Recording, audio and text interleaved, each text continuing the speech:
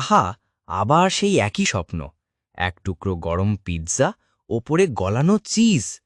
কিন্তু এই পেটটা যে এখনই ডাকছে। আজকে কোনো ভুল হবে না।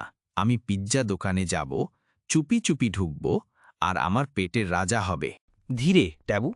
একটু আওয়াজ হলেও কুকুরবাবু ঘুম থেকে উঠে যাবে আর তোর মিশন মুরগির মাংস হয়ে যাবে। ওই যে দোকান, গন্ধটা এমন যে যেন পিৎজার দেবতা আমায় ডাকছে। উফ, তোতা পাখি। এইটুকুন পাখি, কিন্তু আওয়াজে যেন অ্যালার্ম বাজায়। একটু ভুল করলেই ধরা খাব। ট্যাবু, তুই তো পুরো অ্যাক্টর। হে দোকানদার, আমি এসেছি পিৎজা পিকআপে। কাস্টমার রেটিং 5 দিতে না পারলে চিজ যাবে ফসকে। ধরবি, পারলে ধর। পিৎজার জন্যে যদি দৌড় প্রতিযোগিতা হয়, আমি হব সোনার পদক বিজয়ী। না, পিৎজা জলে যাবে না। আমি যদি ঝাঁপ দিয়ে সেভ না করি, তাহলে আমার পেট সারা রাত কান্না করবে। এই এক টুকরোই যথেষ্ট।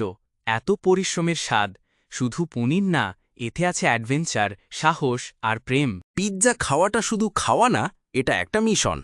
আর তুই যদি পেটের ডাক শুনে এগোতে পারিস, তোর জন্যেও আছে পিৎজা বিজয়।